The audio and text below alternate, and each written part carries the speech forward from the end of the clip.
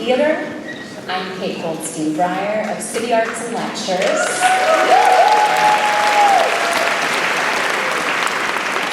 On behalf of myself and the City Arts and Lectures staff, Holly Mulder-Wallen, I'd like to welcome you to the first debate ahead of the fall 2024 election. We're very happy to partner with Manny's,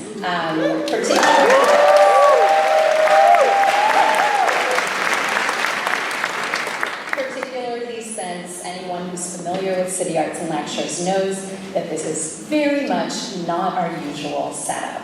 Our usual being two chairs, an author, an artist, talking to an interviewer, a vase with tulips, and that's what it is for an hour, but you're in for something very different tonight. This space has hosted notable San Franciscans, Nancy Pelosi, Justice Breyer, Robin Williams, Jerry Brown, John Waters, but tonight it's going to be 5 candidates for mayor in the capable hands of our 2 moderators. I will say just a word about why we're here tonight. That is to listen, and we hope that you will do that and not disrupt that experience for other audience members. If you do, we will ask you to politely leave. I don't want to end on that note. I'd like to end with a word of gratitude for Manny Yacutiel, who has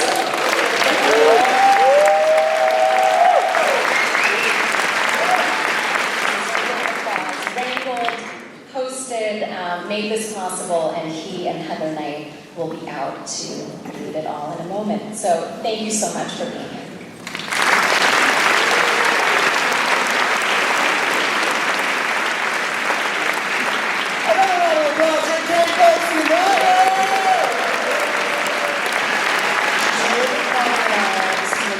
Thank you so much to all the City Arts and Lectures folks, the Manny's folks, the community folks, people who are here that have their candidate and are so excited to see them on stage, and for the many people in the audience who are just beginning their journey of figuring out who they're going to vote for mayor. I just wanted to welcome you and say thank you so much for taking time out of your evening to be here tonight, and I want to set some context. For those of you who've been to Manny's and know what we're all about, what we're trying to show that San Francisco can engage in civic discourse, sometimes sitting next to someone that you totally disagree with, and listen intently and be respectful. And so with that, I'm going to ask you not to clap, not to jeer, not to snap, because we don't want it to get awkward for you with the person next to you. And also, we want to give everyone the opportunity, whoa, there's so many people up there. Hi. Where'd you come from? Gosh, there's a lot of you. Don't look up, Manny. So no clapping, no signs, all that stuff. Let's just listen to these candidates. We're going to keep it very entertaining for you all. And then the last thing I want to say is it feels really, really cool, especially at the beginning of Pride, to stand up here as a 34-year-old gay man and have the honor to start this election season. My mother always told me that you never get a second chance to make a first impression, and it's just awesome that we get to do this here on this amazing stage and bring these 5 people out. Every one of these people that's doing this, they're taking it's an act of courage. They're working really hard for our city, and they want to serve our city. And so they deserve our respect, and they deserve our open mind as well. So I just want to say, even if there's a candidate on the stage that you don't love, you're disappointed by, please give them an honest listen and know that just to do this, just to prepare for this debate and to put their name out there, it's something that deserves our respect and our admiration. Right, y'all?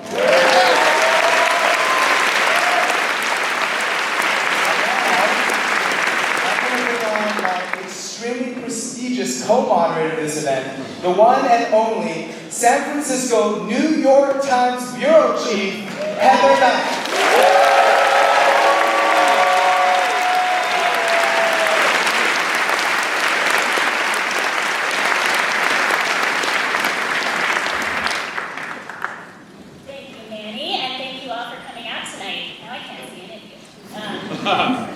We just wanted to give some ground rules. The election will be November 5th and will be decided through ranked choice voting.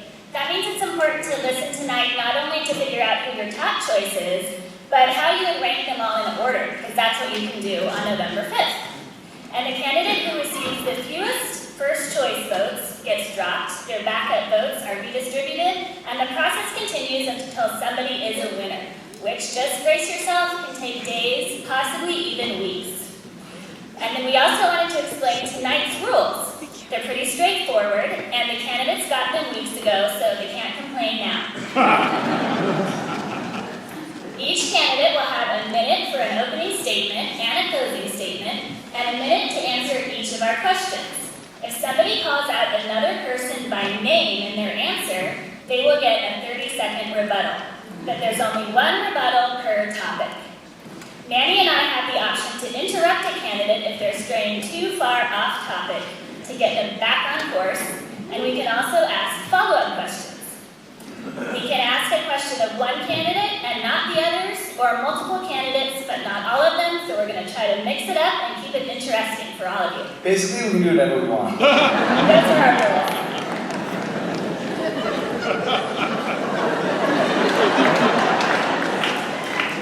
Not everything, but most things. And because coins do not come with 5 sides, we just had backstage the candidates drew numbers, and of course, us being us, they weren't just regular numbers. We put every muni line into a hat.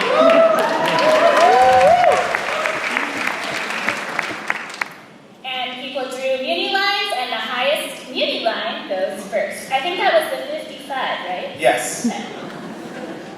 So, with the 55 line, we have, well, the first person that's coming out is going to be Supervisor Peskin. He had the 9.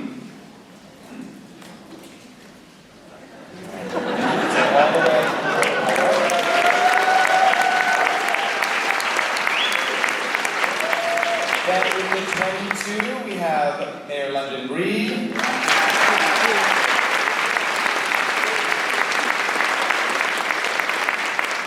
The 28, we have Daniel Lurie.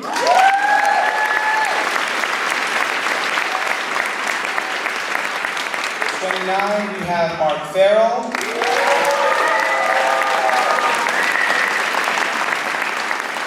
And with the 55, we have Ahsha Safai.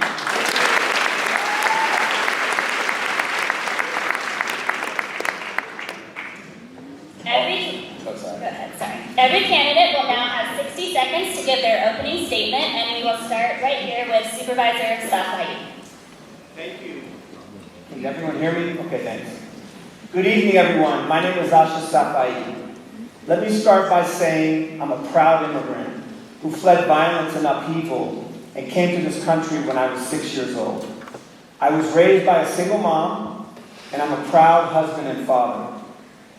I want you to walk away from this debate tonight and ask yourself one question. Who has the experience and track record to fight for all San Franciscans to live in this city? Not the billionaires or billionaire heirs, but working and middle-class families and those struggling to get by. I put myself through college, earned a master's degree in city planning from MIT, and I've dedicated 24 years to public service in this city, working with 2 mayors in organized labor. I have always fought for working people, and I have a unifying vision and track record of bringing people together across political divides, including business and labor. As your mayor, I will fight for a city that works for everyone. And former Supervisor Farrell. Thank you, Heather. Thank you, Mandy. Thank you, everyone, for being here that's in the audience. Thank you, everyone joining online. I am proud to be a born and raised San Franciscan. I'm proud to be a lifelong Democrat. And I'm proud that my wife Liz and I are raising our 3 children here in the city of San Francisco. And I'm running for mayor because I believe in the city of San Francisco. We have everything going for us as a city. On a day like today, when the sun's out, it might have been a little windy, it might have been a little hazy, but you can't help but fall in love with the city of San Francisco once again. We have amazing parks, we have amazing educational institutions, but more than anything, we have the people of San Francisco. San Franciscans have a spirit that is unique around the world, but the reality is we are in a tough spot right now, and we need a change of leadership in City Hall. Hall. I believe experience matters, I believe competence matters, and a strong vision for the city of San Francisco matters. And I look forward to sharing that vision tonight and through the rest of the campaign. Thank you. And Daniel Lurie? Thank you. I'm running because San Francisco needs accountable leadership and new ideas. The City Hall insiders that got us into this mess won't get us out.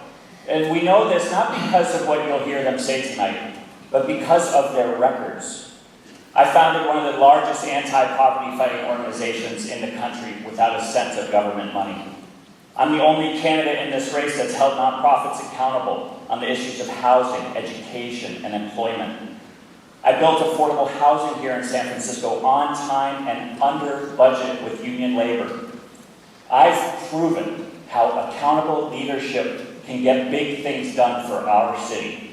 As mayor, I'll bring that same culture of accountability because that's what it's going to take to make our city safe and clean, end the drug markets, build housing, and bring our businesses back.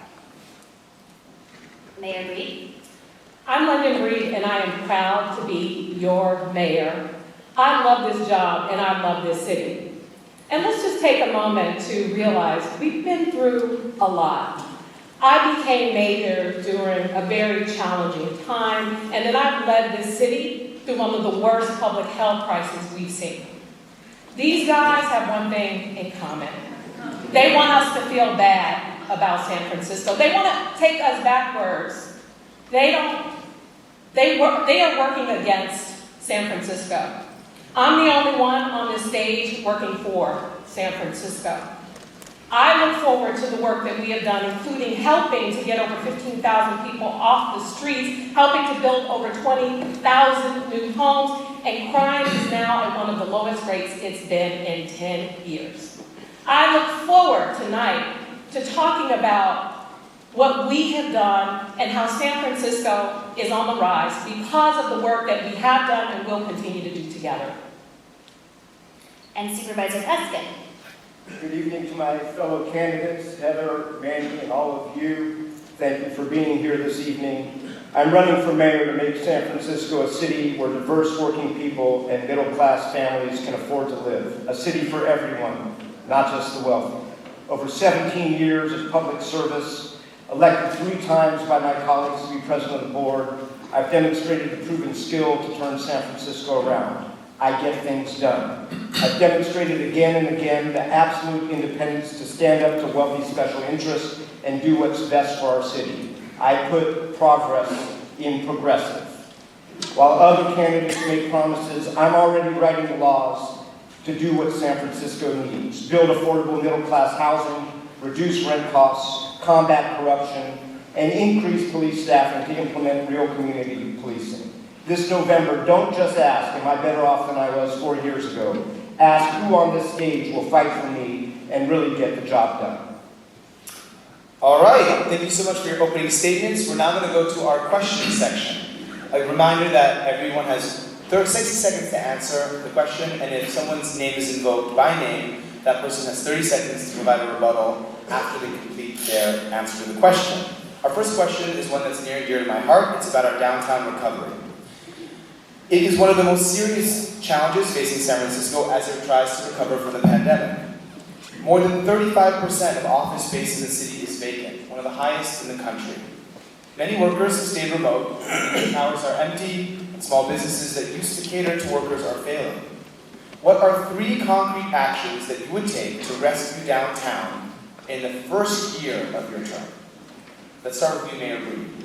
San Francisco's downtown can't be what it was before the pandemic. It has to become a neighborhood, a place where you work, where you live, and where you play.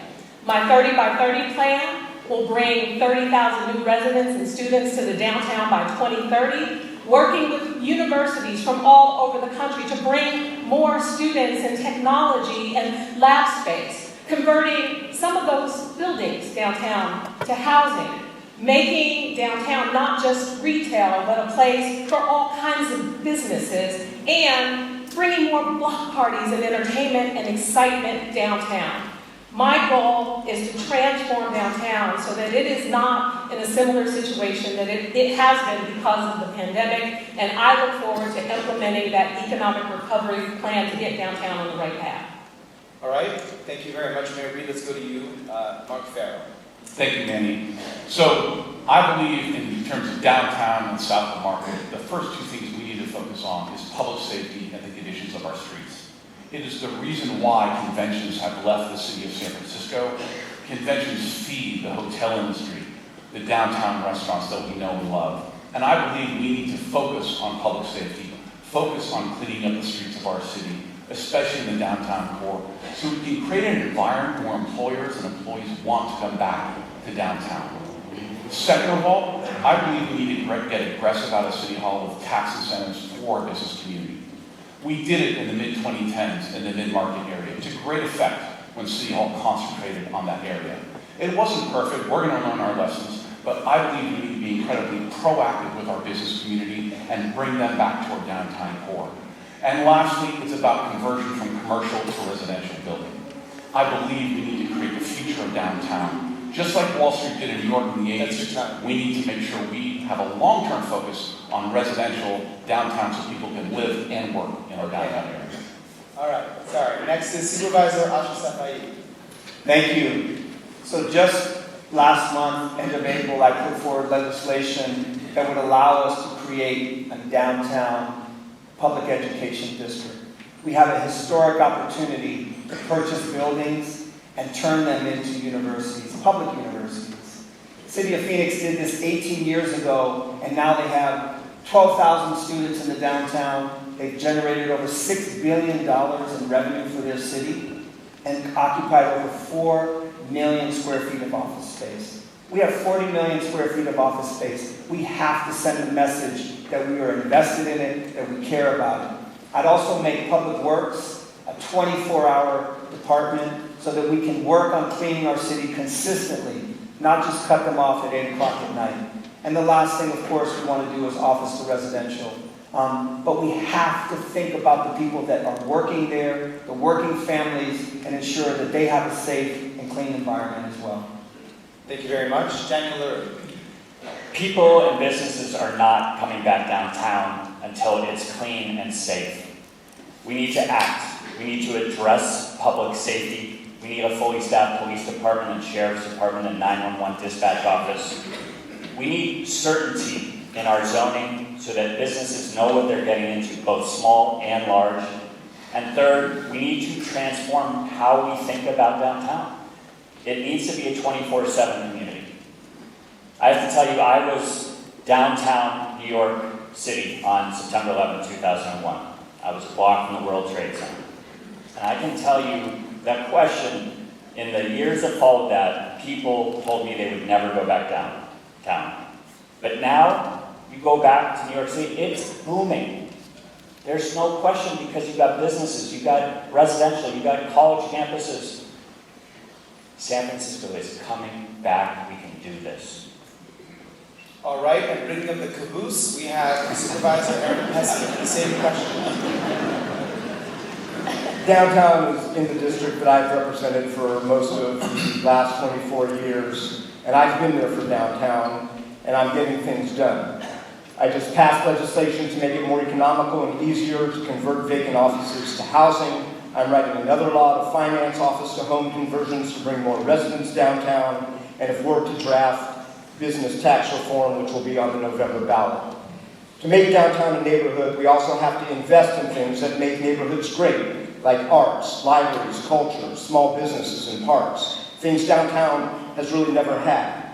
But while we improve downtown, we have to change what this administration is proposing for the rest of the neighborhoods. They're seeking to impose massive changes to our neighborhood commercial districts on Clement Street, Irving Street, 24th Street in Noe Valley, Chestnut Street, all over the city. The plan will drive out existing residents and force hundreds of small businesses to shut down. It will be as disastrous for our neighborhoods as redevelopment was in the 1960s. So yes, let's revive downtown, That's time. but let's not destroy our neighborhoods. All right. I'm going to ask a follow-up question to Daniel Lurie.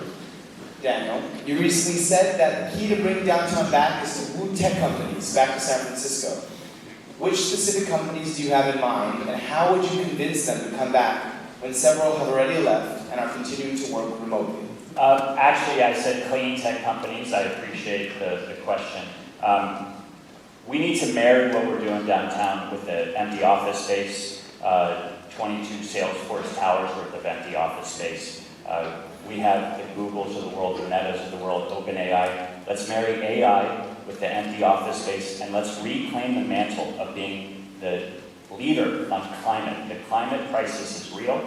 Let's invest in it. A proposition on the November ballot would reduce taxes for clean tech companies by 59%. It's a perfect opportunity for us to once again reclaim that mantle and sense companies back here. I want those jobs here. I want that tax revenue here. It's going other places. We're losing out to New York and other cities. I want it here in San Francisco. Thank you. Another huge problem facing San Francisco is fentanyl and open-air drug markets. More than 3,000 people have died of drug overdoses in the city since 2020, far more than COVID-19, homicides, and car crashes combined. Drug markets are far more visible here than in many other cities, and can even be seen very close to City Hall. What would you do to both curb the drug markets and save lives? And we will start with Supervisor Peskin. Heather, I've been abundantly clear we need to aggressively arrest and prosecute fentanyl dealers. I called for a multi-agency coordination center in April of 2023 to bring law enforcement together to shut down the Tenderloin drug supermarkets. Unfortunately, police were directed to target drug users instead of drug dealers. We've made more arrests for using drugs than dealing them. That is not going to work. To shut down the drug markets and keep residents safe, I will implement a community policing strategy in the Tenderloin. We need officers on foot patrol day and night. We need a visible and fixed police presence to stop drug dealers where they congregate. To combat fentanyl addiction, we need to dramatically expand treatment. And I will lead a groundbreaking regional effort to use Prop 1 dollars, which we recently passed, to refurbish unused and underutilized facilities to provide vastly expanded regional mental health and drug treatment for San Francisco and the region. Folks, this is a public health crisis, not just a public safety crisis. That's time. And we need to treat it that way. And Mark Farrell. Thank you for the question. The bottom line is our city's approach to the fentanyl emergency that we have in the Tenderloin, South Market, and surrounding neighborhoods is not working. We keep breaking our own record every single month, every single year for drug overdose deaths on the streets of San Francisco. This current administration's harm reduction approach to fentanyl is a failure. We are treating it like the meth and heroin issues of a decade plus ago. A harm reduction approach where literally every single day there are city-funded workers in the Tenderloin handing out free packets of tinfoil to those suffering from drug addiction. That is not the right approach. As mayor, I will declare a fentanyl state of emergency. It will allow us to ask the state and federal government for additional funds, to allow them to bring in additional law enforcement, and also allow us to build a 24/7 centralized intake center so we can not only focus on getting people off the streets, but get them connected to services to give them the help that they need. My North Star is about saving lives, and that's exactly what I'll do. And Daniel Lurie. There's lots of talk about holding this population accountable, but we also need to hold the systems accountable as well. I'm confident that we can fix this issue, though. We need to surge resources. I also called for a citywide fentanyl state of emergency. We need more resources, more beds. Simply put, we're spending $700 million a year on our behavioral health system. We've skewed so heavily to harm reduction, which I believe is part of the continuum of care. It's very important. But we forgot about building the beds and treating people. In the last 12 months, we had 13,000 people put on a 5150 hold, held against their will, brought to SF General and other places. And 64% of those people were released to the street without any care. They just went through the most expensive part of our healthcare system. We didn't have a plan. You can read more about my plan at daniellurie.com. And Mayor Reed. I have brought together the state, federal, and local law enforcement agencies to not only make arrests of those dealing on the streets of San Francisco, but also those folks who are using. We have made over 3,000 arrests, 858 of people have outstanding warrants. And not to mention, we are not just using harm reduction to help people with treatment. We are using abstinence-based treatment, which was never a part of our public health response. We've already invested over $20 million for 7 new programs helping people to get treatment. The solution is not criticism. The solution is actually being as aggressive as we can to try and get people the treatment and the support that they need. There is no other mayor in any major city in this country that is doing what I am doing with the various services that we are doing in order to help combat this issue, and we are seeing improvements in our city. No, we are not where we need to be, but we are headed in the right direction. And Mayor Reed, I have a follow-up for you on this topic. As a supervisor, I'm so sorry, go ahead. Thank you. Thanks. So, there's been a lot of talk already about community policing. I was the first person to lead in over a decade. We passed legislation that was implemented in January to put officers back out on the beat and out of their cars on foot patrols. Walked the beat with the captain of the Tenderloin the other day, and he said, a lot of our resources are going into the downtown. If you want to stop the drug trade, you got to get the officers on the street and you have to address the drug dealers. So let me say that first. Secondly, we just saw UCSF purchase St. Mary's and St. Francis. There's going to be beds available. We have to work with them to expand the treatment and recovery beds that we have in our city. But we need bold leadership. We need management and accountability. We have organizations in the city that are getting money that are not producing the results. And that's why I led 18 months ago a mandatory audit of the services coming in the Department of Homelessness and Supportive Housing. Now, Mayor Reed, I have a follow-up for you.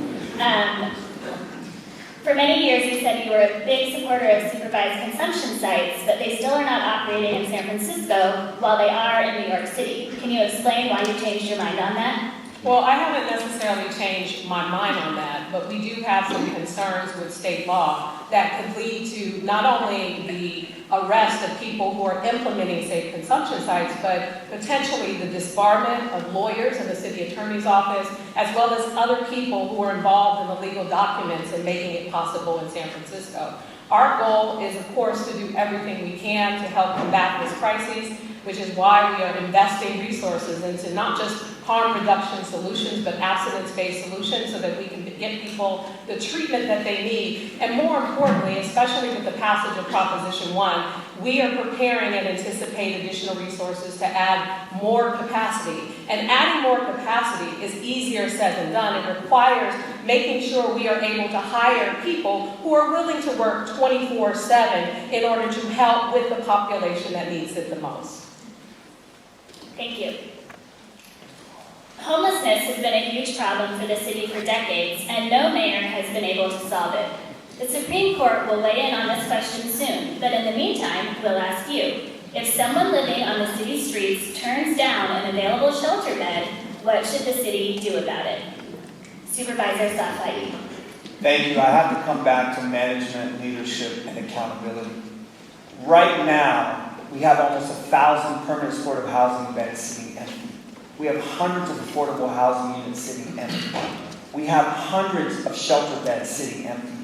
This is not a matter of resources in our city. It's a matter of leadership from the top. And that's what's missing right now. We absolutely have the ability to get people referred to the right treatment, referred to the right beds. And Heather, I'd love to come back to that overdose prevention question if you have an opportunity. You have 26 seconds. Because I would just say, at the end of the day, I led on doing the first sober housing building in this city, but we need bold leadership when it comes to the overdose crisis in our city, and that's what's missing right now. We have to open up an overdose prevention site, multiple ones in the city, if we want to see the 810 people that died from overdose this past year go down. Thank you. Thank you. And Mark Farrell. Thank you, Heather. So the homeless issue that exists right now in San Francisco is completely unacceptable in my opinion. Homelessness is once again on the rise here in our city. as mayor, I will make sure homelessness is on the decline. As a supervisor, we did a ton of work around homelessness, quadrupled the budget of Project Homeward Bound, worked on areas and policies that were effective at addressing the solution in San Francisco. And as mayor in 2018, I took out the large tent encampments in San Francisco. We treated people with compassion and respect, but if they said no, we took their tents away. And after a few months, all of a sudden, people were coming into shelter or leaving the city of San Francisco. I believe that we can actually help the individuals living in tents, because nobody's getting better living in tents at night, between the street conditions, the health issues, and the crime, and also clean up the neighborhoods of San Francisco, both at the same time. As mayor, I will fight to make sure we protect the streets, because I believe our sidewalks belong to everybody. And Daniel Lurie? This Supreme Court is going to likely overrule this ruling, this injunction. But we should have built the beds 18 months ago. I have a plan that we will put out 1,500 new shelter beds in the first 6 months of my administration. They will be safe, they will be dignified.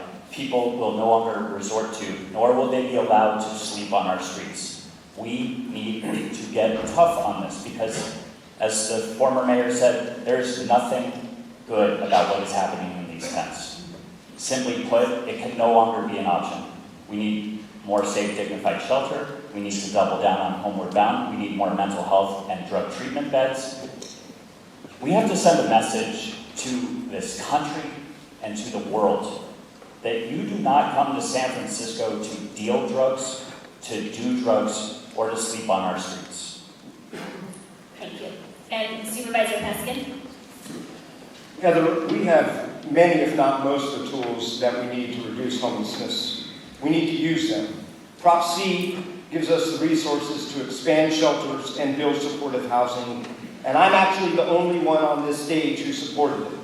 Prop 1, which just passed, as I said earlier, lets us lead a regional effort to refurbish facilities and add thousands of desperately needed mental health and drug treatment beds. But what's been missing on homelessness is effective management. And I have to know how to untangle the web of overlapping and nonprofit services so we can do more with what we already have. And I'll make it my mission to prevent more homelessness before it happens. 69% of the homeless people on our streets were previously housed in San Francisco, according to our surveys. As mayor, I will keep rent in control. I'll dramatically increase rent relief, rent vouchers, and free legal aid against evictions. Every family we save from eviction is one less family living on our streets. And Mayor Reed? Right before I was elected mayor, tent encampments were 58% higher than they are today. In fact, I've increased our shelter capacity by over 60%. I've increased our permanent supportive housing by over 50%. We have helped over 15,000 people get off the streets of San Francisco and on to housing security. We will continue to go out with our street crisis response team and the various teams that we have who are working with individuals out on the street, offering shelter first. And when they refuse, we will still clean and clear the streets and follow our bag and tag policy in removing their items. I'm wondering, with everything that many of these folks are proposing, where do they think they're going to get the money from, especially in light of our significant budget deficit, a lot of promises, but I have delivered on making sure that we are making the right investments responsibly and doing everything we can to get people off the streets. Thank you. Daniel Lurie, I have a follow-up for you on this topic. Your nonprofit, Tipping Point, has spent more than $100 million addressing homelessness in San Francisco, but the numbers of homeless people keeps creeping up. What do you have to show for your spending?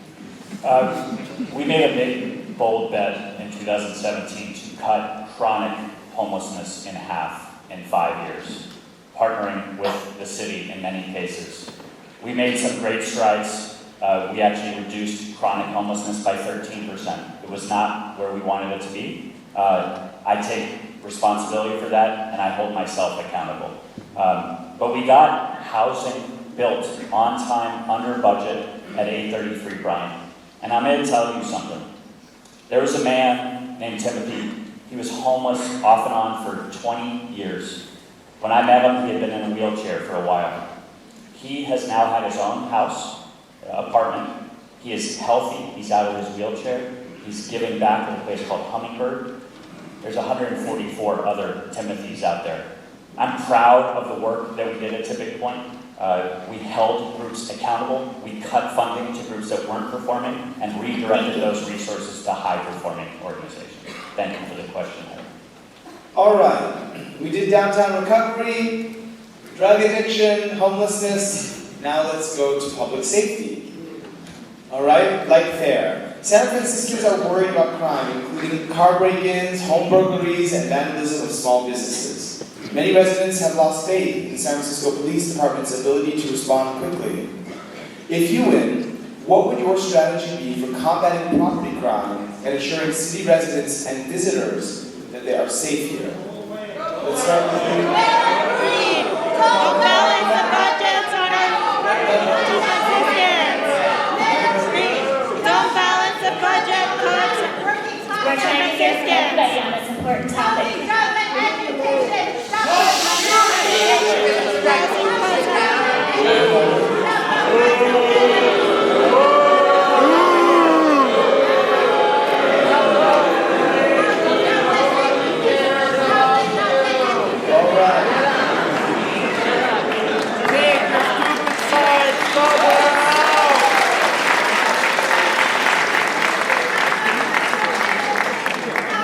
Let's start with you. Shut the fuck up!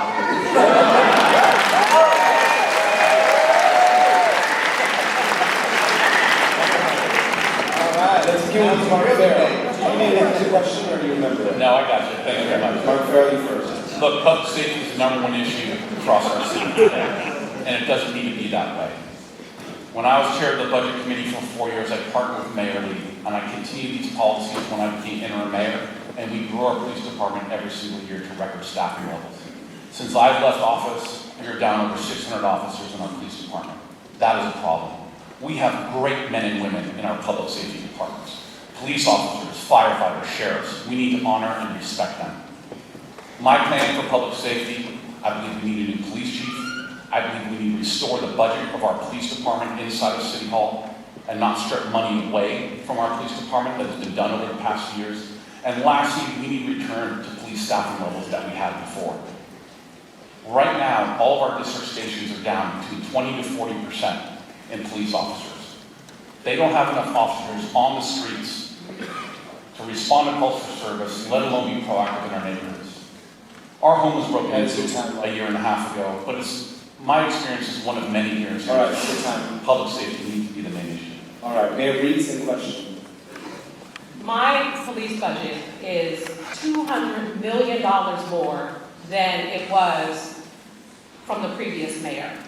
We have continued to do everything we can to recruit and retain, including one of the best contracts that they had, which, by the way, before I became mayor, there was a really horrible contract that also chased many police officers away from the department. We are now one of the highest paid departments with retention bonuses. We are seeing more applications than we saw before the pandemic and increasing the number of academy classes. But to be clear, public safety isn't just about police. It's about alternatives to policing as well, and having ambassadors and other resources and responses to calls for service in the city, which is something that I have led on. We are seeing one of the lowest crime rates we've seen in 10 years. And that crime rate is continuing to trend to this very day, including a 50% reduction year to date in car break-ins, 30% reduction in property crimes, and much, much more. Next question, next person. Daniel Lurie, sorry. Public safety has to be a top priority every single day and not just during an election year. We know that we're able to do this. We clean up downtown and we make it safe and secure when conferences come in or foreign leaders come in. Police know this. We need a fully staffed police department. We need a fully staffed sheriff's department. 911 dispatch office also needs to be fully staffed. And frankly, the last two mayors have underwhelmed on this issue. Interim Mayor Mark Farrell talked about his time as budget chair. He undercut the mayor on the police department in each of the 3 years he was budget chair by almost $6 million. Mayor Edley asked for more funding.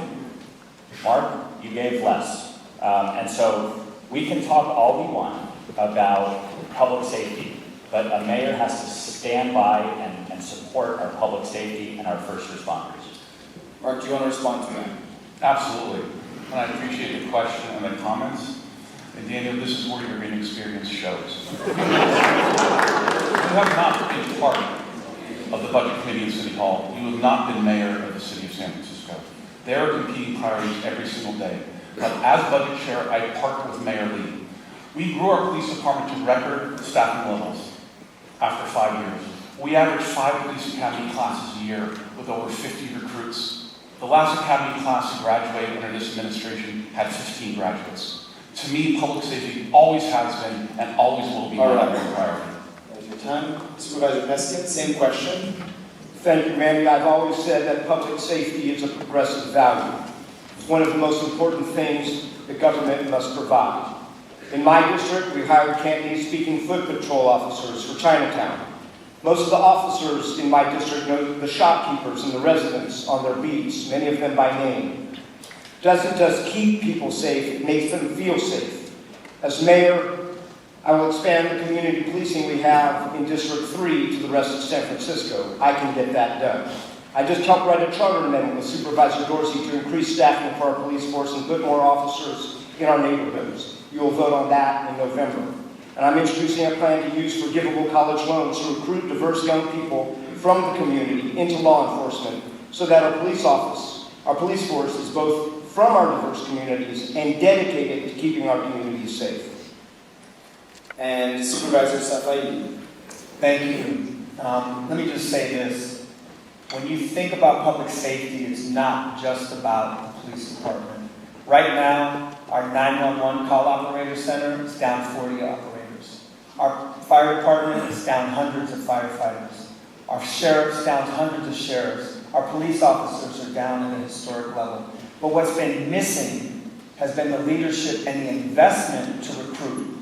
If you don't invest in the recruitment budget, you can't go out and get officers and all the other public safety personnel that we need. And that's been underfunded over the last 5 years. My community policing plan, again, people keep referring to it. I passed that in January. We need leadership from the police department. We need the mayor to fully buy in. And we need people out on the streets. And when they're out there, they get positive feedback, they get positive interactions, and that's the best way to recruit in a department. When morale goes up, people want to be a part of this. And again, think about it from the perspective of the prevention programs as well.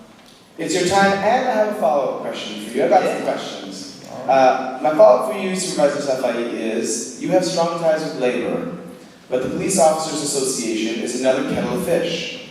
Does the POA have too much power in San Francisco, and is it hampering the work of reforming the police department?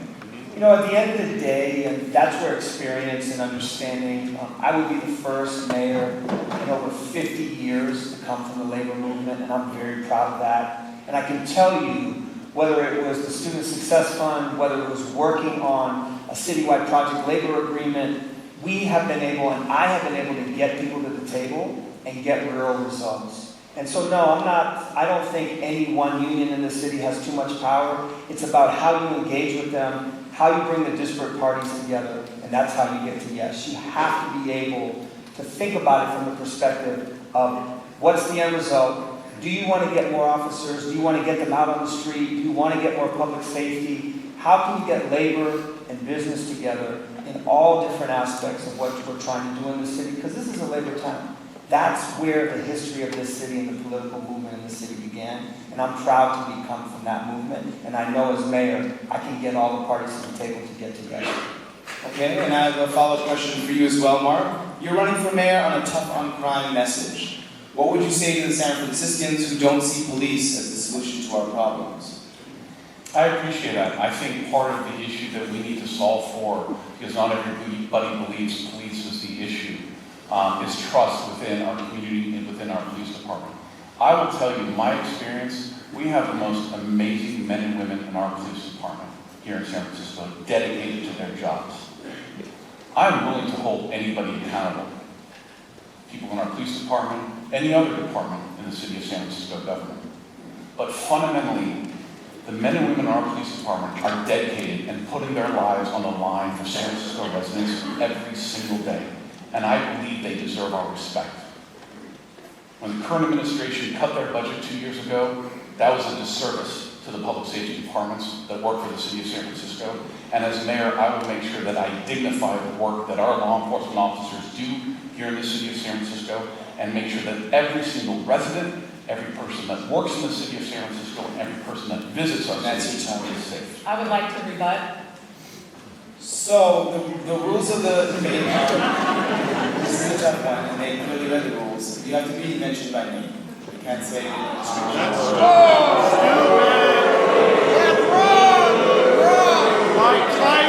Right title! All right. Someone mention her by name, goddammit.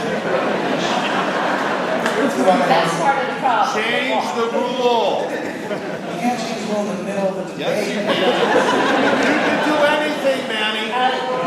Okay, moving on to the next topic of housing. This is another big issue on San Franciscans' minds. It costs way too much to rent or buy here. It takes an eternity to build. Neighbors fight many projects, and the middle class has largely been priced out. What would you do to make housing more plentiful and more affordable, and ensure people of all income levels can live here? Mayor Breed. Since I've been mayor, despite the interest rates, the obstruction, the layers of bureaucracies and fees and other challenges, I have still been able to get over 20,000 new homes built in San Francisco. Just a couple of weeks ago, we broke ground on 335 new units of affordable housing for seniors and kids. And right now, what we are doing is trying to rezone San Francisco in a very responsible way to get more housing built throughout San Francisco along transit corridors that protects neighborhood character, but also provides an opportunity to build. I grew up in the city. There were over 300 units of public housing where I lived, and they were torn down and only 200 built because the city's housing policy in the past has always been about trying to keep people out rather than keep them in. And this is why I am so aggressive about removing obstruction, barriers, or anything in our way to get more housing built in San Francisco. And Supervisor Peskin, since you just got some major side-eye, you can go next. Heather, San Francisco has a housing problem. 73,000 units are approved but are not being built because they can't get construction financing. I have the answer. My plan will use innovative city financing to build housing affordable to middle class and working San Franciscans who don't qualify for low-income housing without raising taxes. Don't be surprised that I actually have the best record on housing you've never heard of. In my own district, I've built every kind of housing, affordable, market rate, and homeless shelters, and I've never voted against any affordable housing. And I voted to approve over 100,000 new homes in San Francisco, more than every person on this stage combined. And I did it by working with neighborhoods, not against them. San Francisco needs, and I support, housing at every income level. We can build the housing we need, but we don't need to turn Ocean Beach into Miami Beach.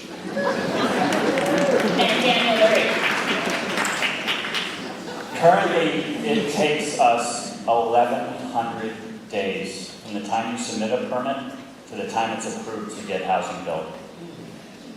It's absurd. Every year, we have bigger budgets, worse outcomes, more excuses.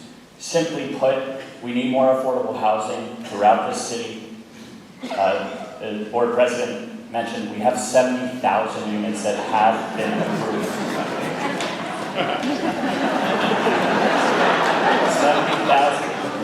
70,000 units that we can unstick. And what I am very excited and confident about is that we can do this because I've done it.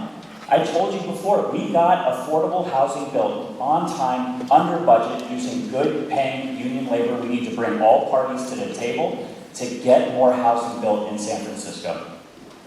Ahsha, Safai. See, that's where the inexperience of someone that hasn't worked in government like Lurie shines through. Let me just say this. Thanks for representing the city and the part of town that has the highest concentration of working families, those labor households, no one has been a voice for City Hall for them like I have. In the past 8 years, we were able to build 600 units of housing, but we expanded the definition of what affordable housing meant. We want to be able to make sure that teachers, nurses, janitors, firefighters can live in this city and thrive in this city.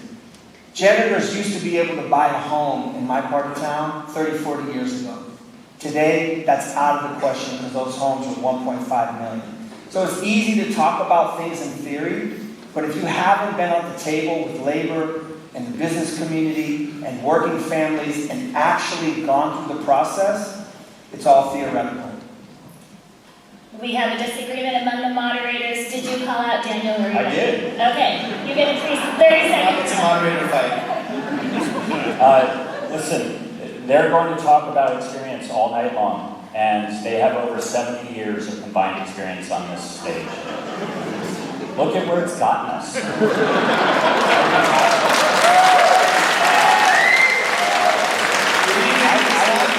will put my track record of experience up against anybody on this stage. I've worked, that housing I got built, I went and got an 11-0 vote at the Board of Supervisors. When I brought Super Bowl 50 here, I worked with mayors across this region. I know how to get big things done for San Francisco. And Mark Farrell? Thank you very much.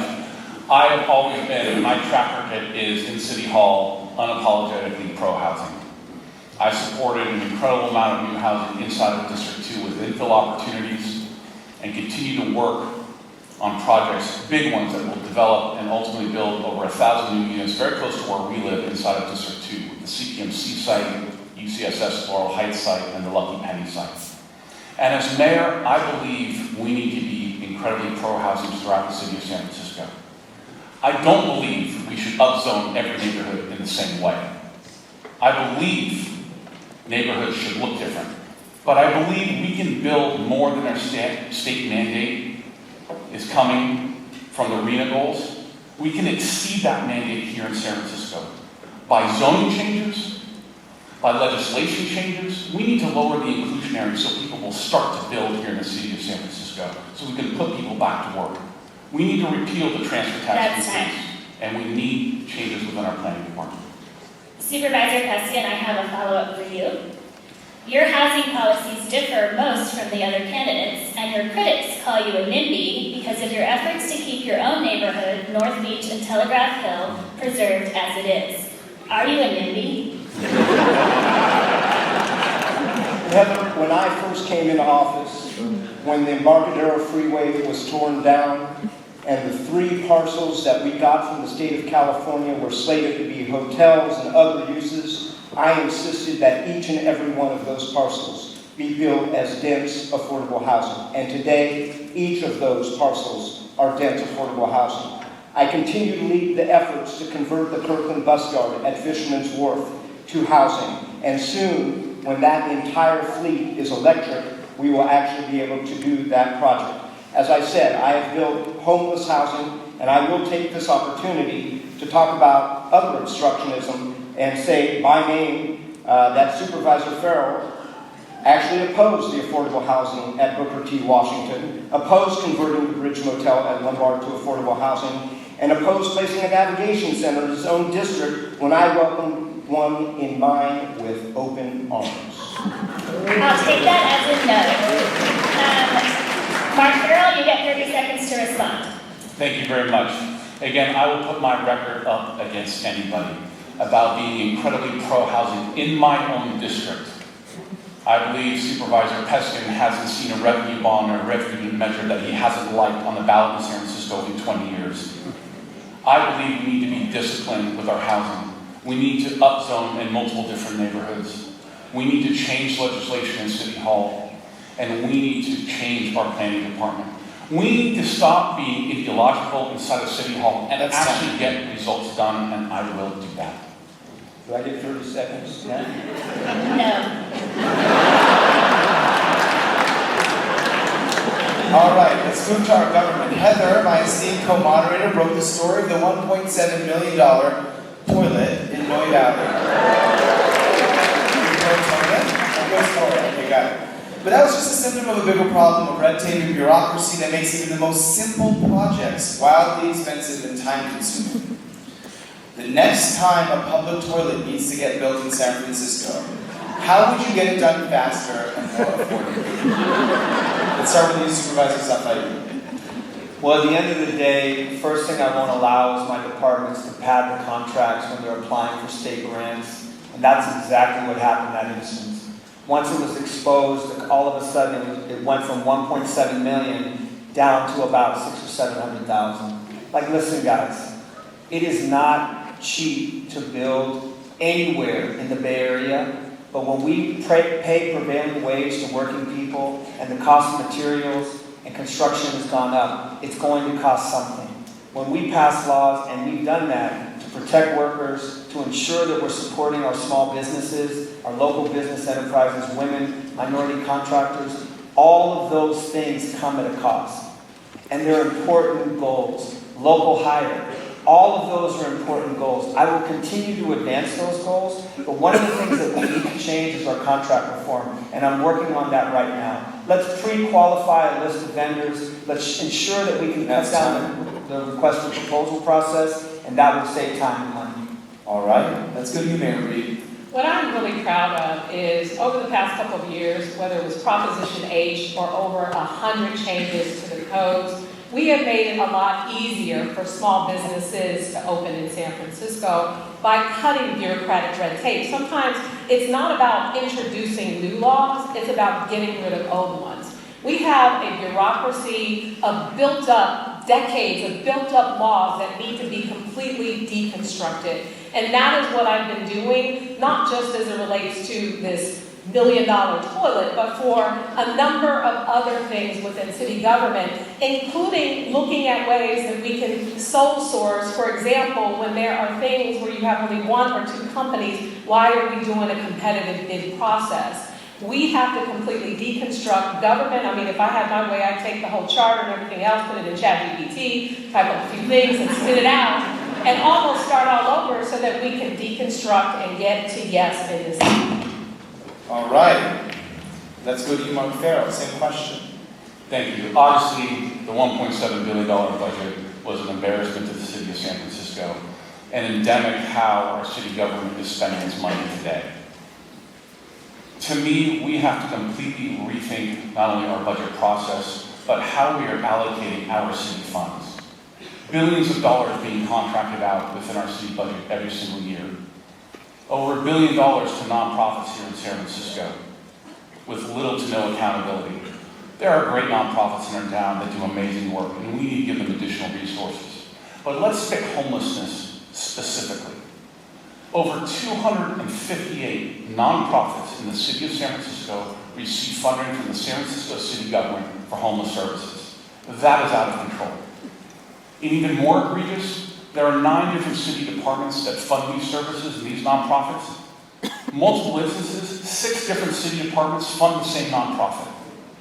That to me is unacceptable. We need to rein that in. Daniel Lurie, same question. How are you going to build this toilet? Man, I used that toilet yesterday, actually. It wasn't bad.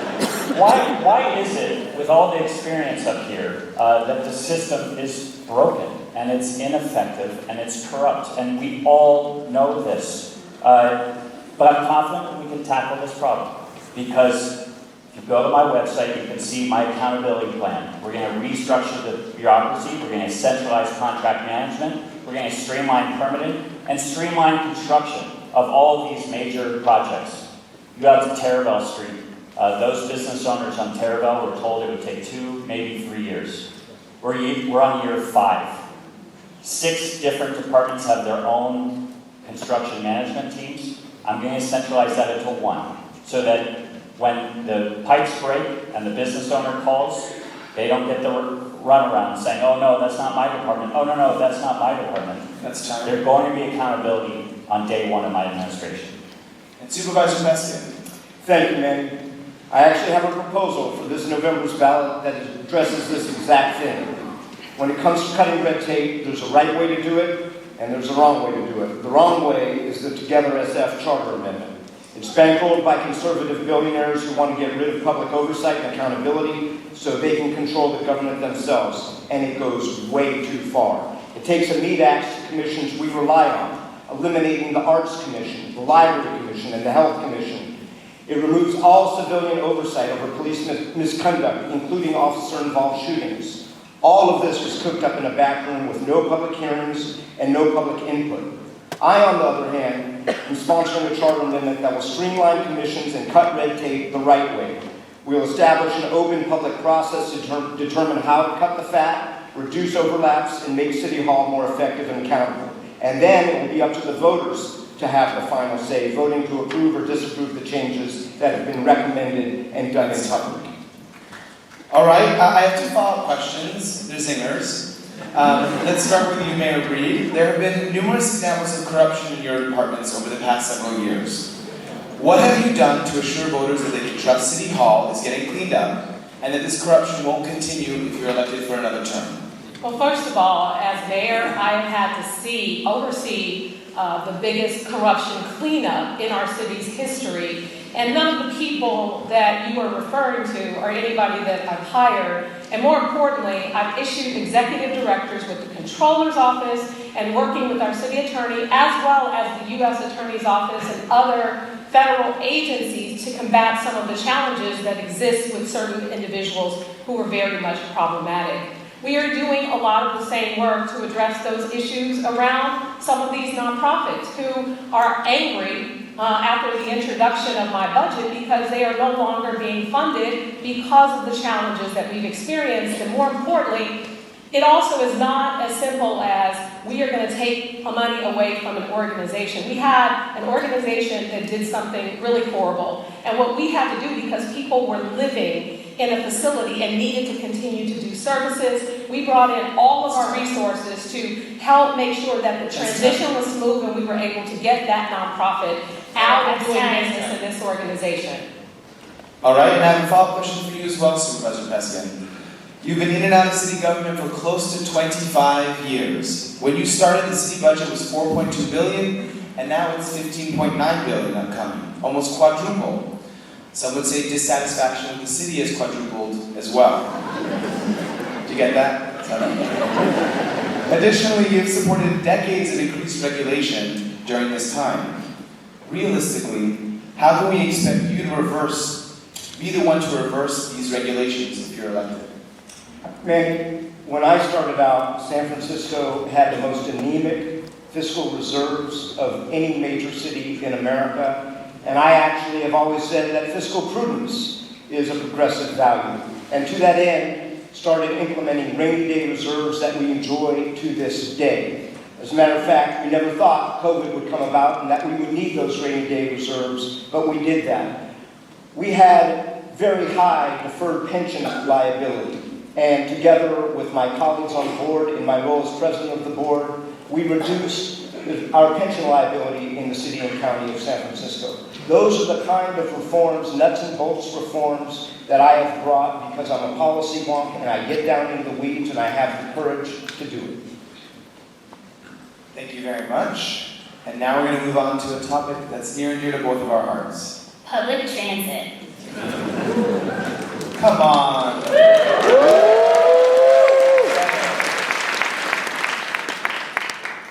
And streets, to be fair. Muni is struggling financially, and BART could collapse. Meanwhile, some San Franciscans think there's a war on cars, while others think the city isn't doing nearly enough to prioritize space for pedestrians and bicyclists.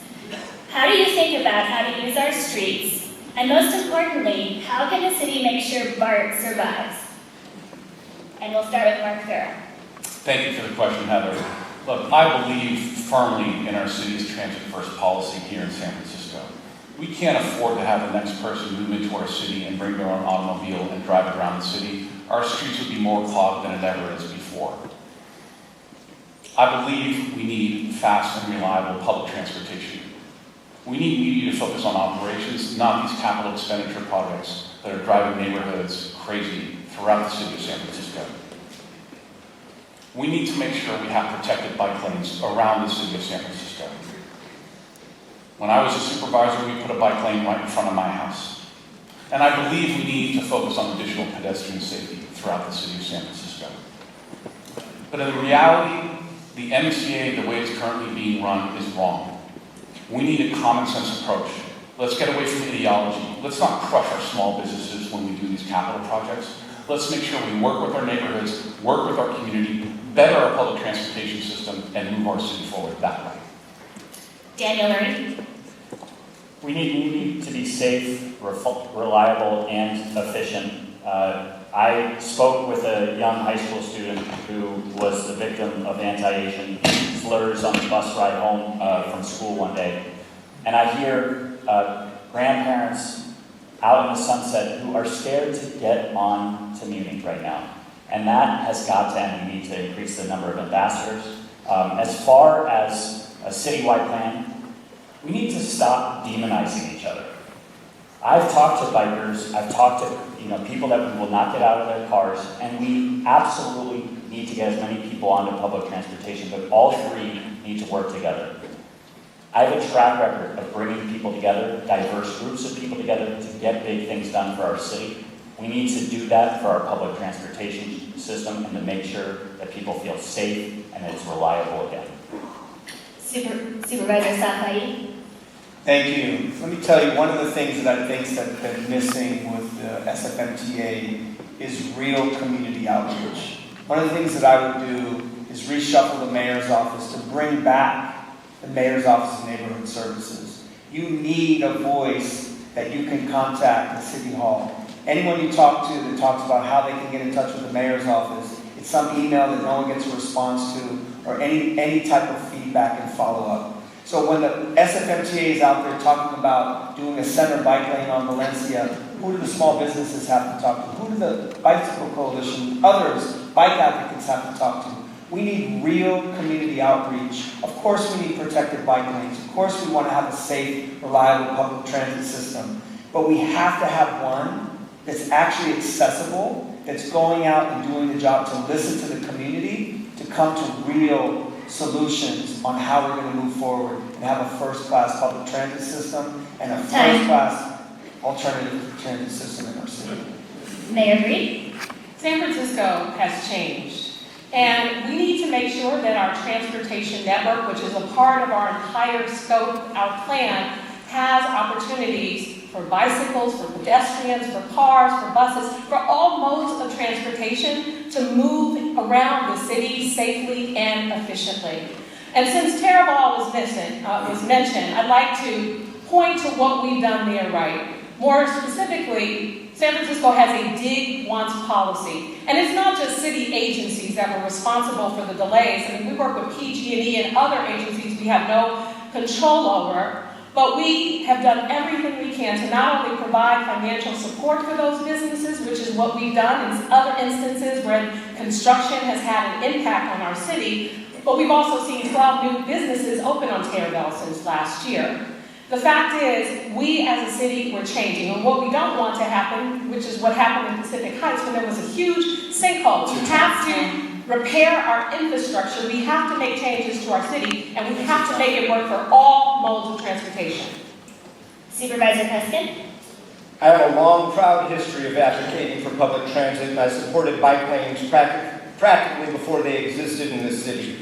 I was proud to pass a law which required replacing diesel buses with electric buses. I streamlined the MTA with a very important piece of charter reform, giving it more autonomy, and imposed America's first tax on car share companies to fund transit improvements for all of us. As mayor, my first priority will be pedestrian safety. In District 3, we've implemented safety measures at hundreds of dangerous intersections, and we need to do more all across the city.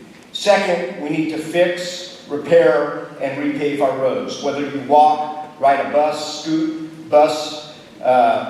car, it's unsafe without better roads and sidewalks. I think we can all agree on that. Third, we need to recruit more Muni operators. A better Muni means quicker trips, fewer cars, lower emissions, and better air quality. It's your time. Mark Farrell, I have a follow-up for you. You surprised a lot of people by coming out of the gate calling for cars to be added back to Market Street after the city has moved slowly toward adopting more car-free streets and safe places to walk and bike. First, why do you support adding cars back to Market Street? And second, when was the last time you rode a minibus or a bicycle?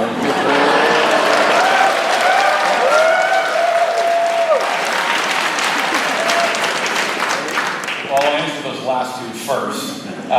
Bicycles last week and the minibus was a few weeks before that. What route? Bus route? The one California. In terms of Market Street, let's take a step back and talk about a vision for Market Street. I believe Market Street should be one of the grand boulevards of the world. Think about the Champs-Élysées in Paris. Think about Las Ramblas in Barcelona. But you know what? Market Street today is scary. From City Hall down to the old Nordstrom site, it's scary because of the street behavior. And from that Nordstrom site down to the ferry building, it's all the business closures.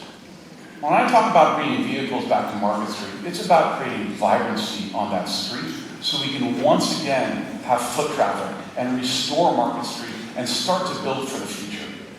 I believe we need to have fast, reliable transit on Market. I believe we need to have safe bike lanes. I also believe that we need to make sure we have pedestrian safety. But at the end of the day, I've also listened to concerns from those advocating that feel safe right now, taking public transportation and bikes on Market Street. And what I will do as a first step is to bring rideshare back to Market Street. We already allow taxis on Market Street. Let's allow rideshare companies to do it as well. And that's the incremental first step. Thank you very much. Our last major topic before we move on to the fun and lightning round is going to be kids and schools. San Francisco has a smaller percentage of residents younger than 18 than any major city in the country. Its public school district faces a raft of problems, including a payroll system that doesn't work and a possible takeover of this by the state for its poor budgeting. For those of you who are raising kids here, what are the highs and lows? And for everyone, what would you do to fix our public school system and make the city more family-friendly?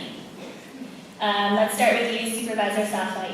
Thank you. I have to say one of my most proudest achievements in the last 8 years has been being one of the leaders of putting the Student Success Fund on the ballot, which created up to $60 million a year to support our public schools. Schools that don't have a strong PTA budget now can go out and apply for grants up to $1 million. Schools like Guadalupe, right down the street from my house, serving predominantly working and immigrant families, only had a $10,000 PTA budget. Just a few months ago, they were awarded their first Student Success Fund grant that will provide math literacy, English literacy, in-school support, after-school support, whole school, community school model, up to $200,000 a year, and keep going. I'm proud to have the endorsement of the United Educators and those that are going to continue to teach our kids and families. And that's what we need to do. We need to continue to lean in and support our public schools. Thank you.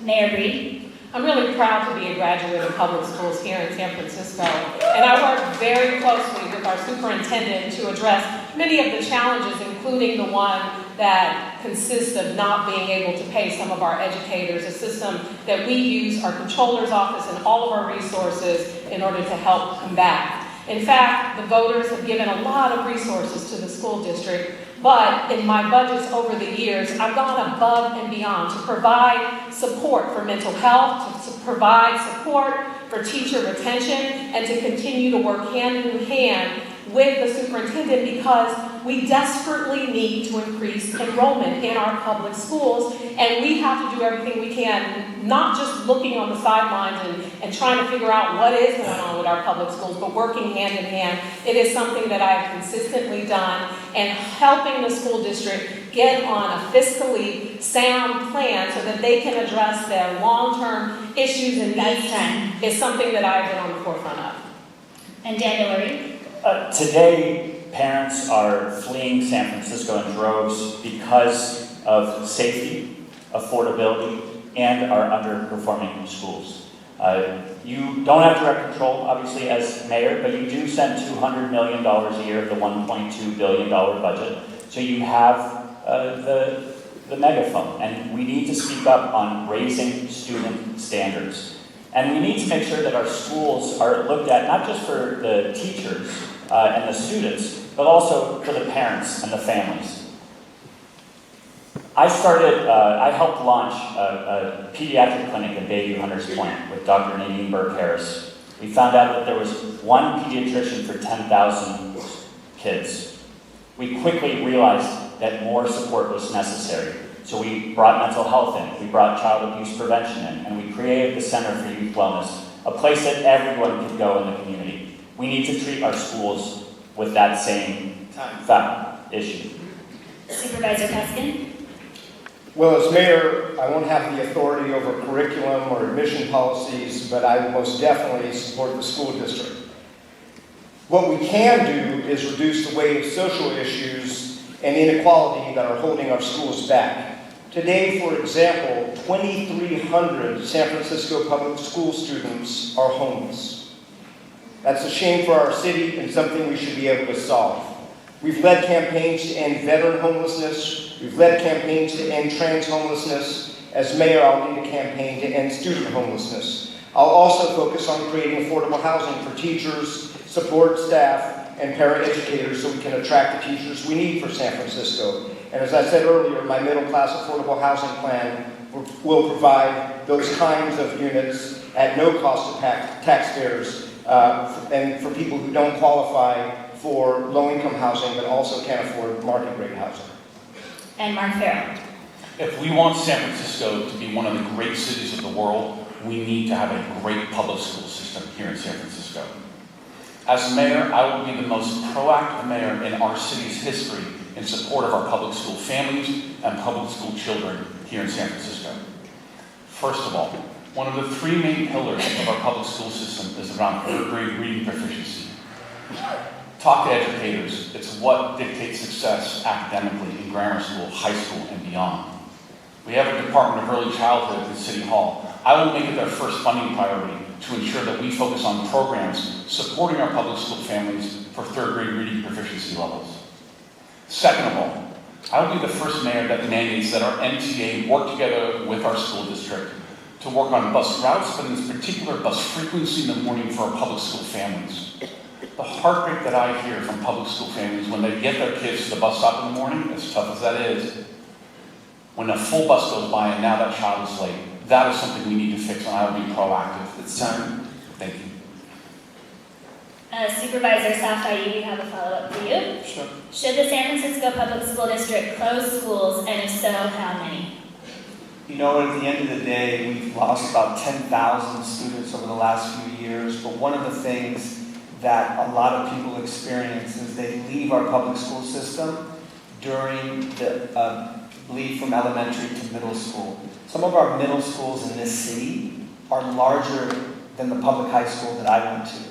They have 1,500 students. I think what we need more than anything is a readjustment and a reallocation of our resources. We need to reimagine how our schools are put together, and that's why we need to go out and work with our educators. We need to work with our families and ensure that we have the resources and the assets to continue. Our population will come back. People will begin to engage and come back to our schools. It would be foolish to sell off those assets because those opportunities are going to be there again. And so I can tell you one thing, as someone that represents working families, immigrant families, and those living in the southeast part of San Francisco, I will fight to make sure those schools are not on the list. All right.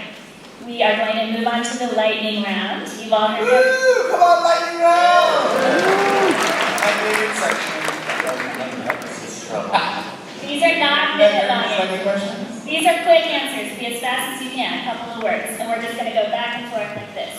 Okay, starting here. What is your favorite San Francisco tradition? My favorite San Francisco tradition, and I started it when I came here, was to ride the cable car. That's to work. It's great. Nice. Mark. Visiting Alcatraz. Daniel. That's your favorite San Francisco?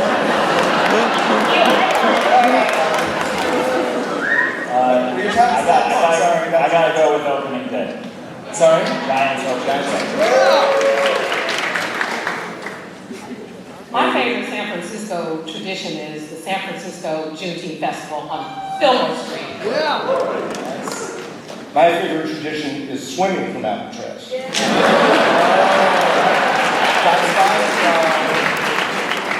we'll start at the other end. Where in San Francisco is your favorite place to get a burrito?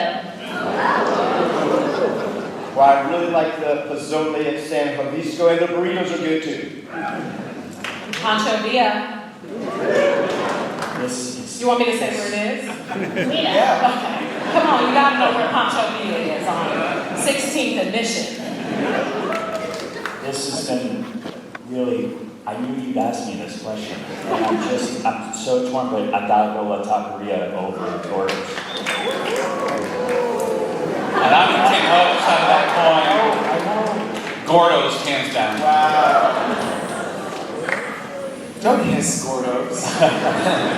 La Corneta and the Mission and all that. Could you please name your favorite San Francisco drag queen? Tough one. I mean, Honey Mahogany, I have to say right out the gate. Mark Farrell? I'm going to give the same answer, honey mahogany.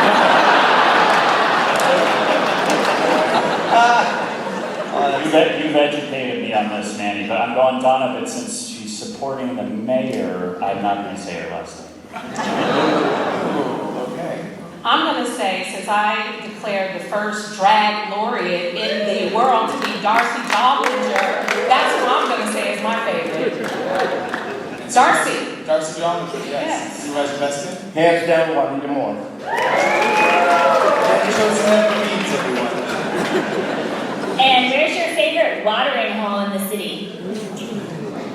Well, I have definitely been a hate here at the mother of all bars, Gino and Carlo.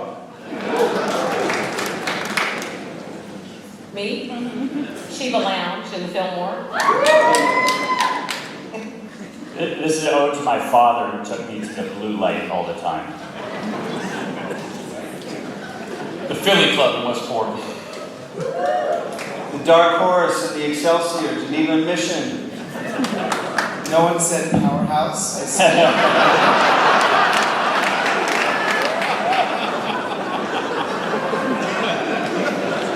I can take you all there afterwards. See some rides. You say club, you say water. No, it's a watering hole.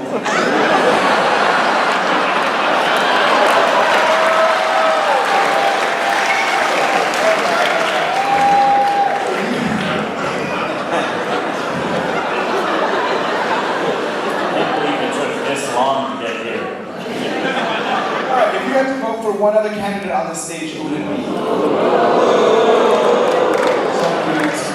Do we have to answer that question? You have to answer the question.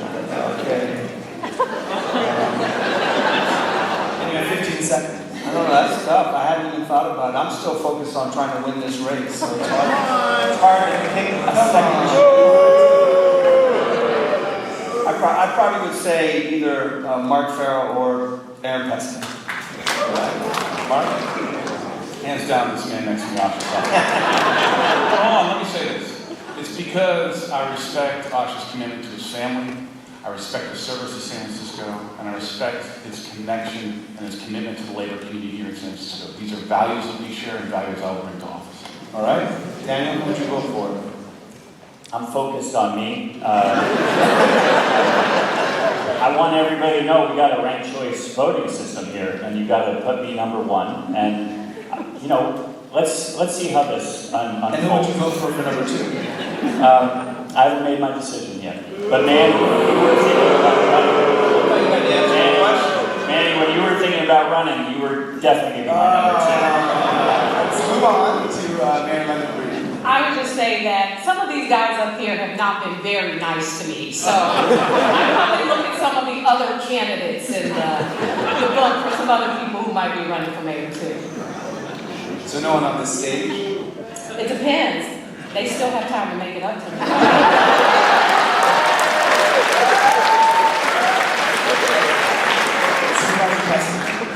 Maybe the business of politics is the business of collaborating and compromising And I've done a lot of that with Supervisor Safai and some of that with Mayor Breed. Have you ridden in a Waymo, and what did you think? Peskin, Supervisor Peskin. No, but I did tax them, and that is going to them.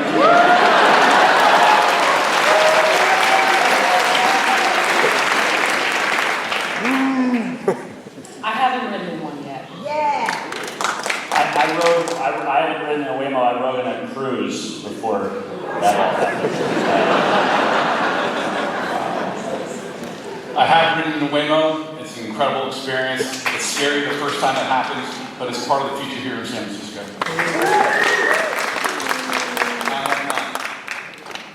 And the final lightning round question: if you could wave a magic wand, like Bibbidi Bobbidi Boo, do you know the reference? And immediately change one thing about the city, what would it be? Supervisor Safai. Absolutely deal with the overdose crisis and the number of people that are dying on the streets. I would bring the 49ers back to the city of San Francisco.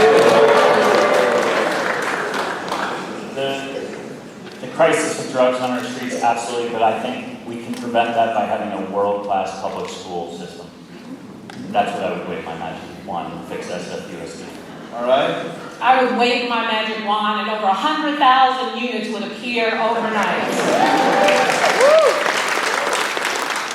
Wonky, I know, but I would vastly reform the civil service hiring system, which only the mayor can do, to hire to all those vacant nurses positions, 911 positions, police officer positions. I'd fix civil service. All right, let's give a round of applause to our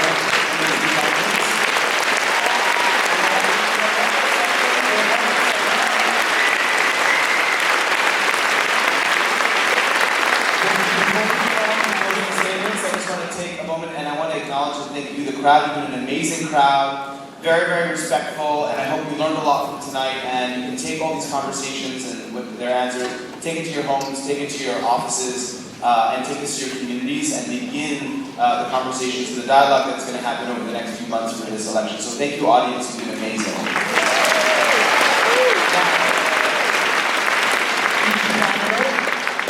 Is now able to provide a 60-second closing statement, beginning with the person that was first. No, beginning last. So that was, I went first. You went first. So the Supervisor Peskin. So we're going to start with you, Supervisor Peskin. I think what you said... I did, didn't I? I did. In the beginning, you told us... I did. And I'm You're changing the rules. No, I'm not. I'm not. You said did say Peskin that. would go last. I did. That's what you told us. All right, so Supervisor Safai, you're first. So you changed the rules again? Just kidding. That's fine. I'll go first. It's all good. Listen, as your mayor, I will never make excuses. I promise accountability and bold leadership. I'm an immigrant. I've run my own small business, and I've been advocating for working families and everyday San Franciscans for the past 24 years. I will listen, and I will be a strong voice for you. Of all the candidates on this stage, I bring the most diverse set of experiences to this job. This is not an entry-level job. You have to be ready for this job day one. Now I want you to come back to my original question. Who has the experience and track record to fight for all San Franciscans? I will fight like hell every day to build a safe, affordable, and thriving city so that teachers, janitors, firefighters, 911 dispatchers, working families can call San Francisco home. I hope you'll join me. Thank you. Next we go to Mark Farrell. Thank you. This election is going to boil down to one question. Do you believe in the direction we are going in City Hall, or do you believe we need change in City Hall? I'm running because I fundamentally believe we need change in the mayor's office. I've been mayor before. I've sat in that seat. I know what it takes to run the city of San Francisco. Experience does matter. The next mayor is going to come in with close to a $16 billion budget, 35,000 plus city employees and over 50 departments. Experience matters, and I bring that to the table. But more than anything, we need a mayor with a strong vision for the city of San Francisco and leading that vision. My vision of our city is a city that is safe, with clean sidewalks that belong to everyone, with a growing economy, thriving neighborhoods, and a focus on families. It's a vision I will fight for every day in San Francisco, and so we, as San Francisco residents and the city, can take back our mantle as one of the most iconic cities in the world. I hope you'll join me as well. Thank you. Daniel? San Francisco, we are coming back.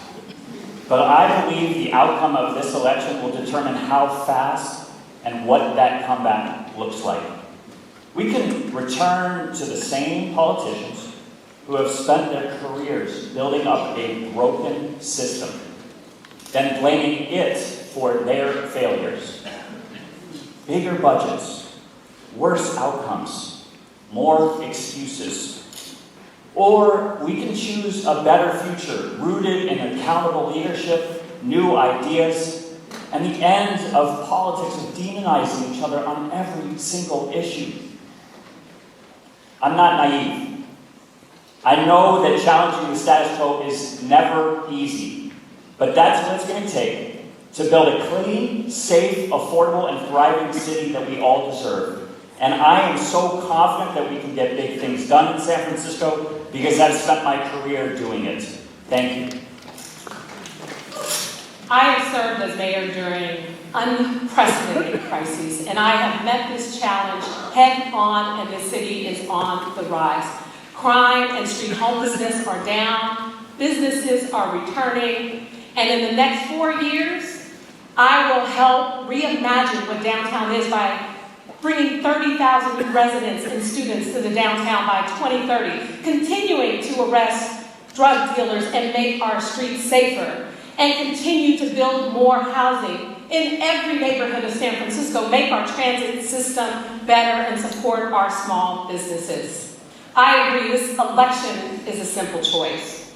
The guys running against me want you to feel bad about the city. They want to take us backwards. And I want you to be hopeful about this city and proud of what we've done and optimistic about this future. Do we want to go backwards, or do we want to move this city forward together?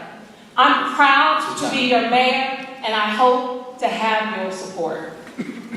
Supervisor Peskin. There's an old saying in politics, follow the money.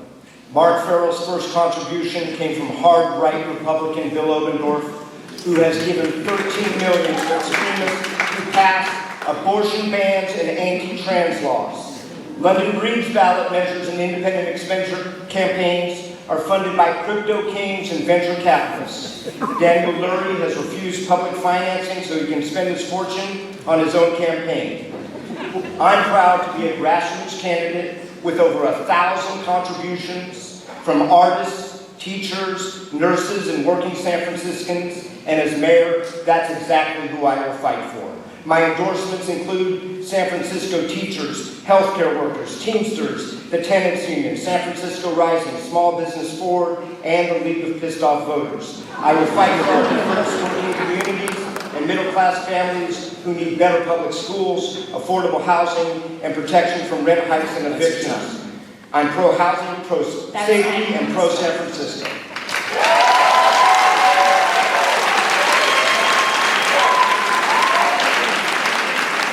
Thank you to the candidates. I learned a lot, and thank you to the audience. I hope you did too. Remember to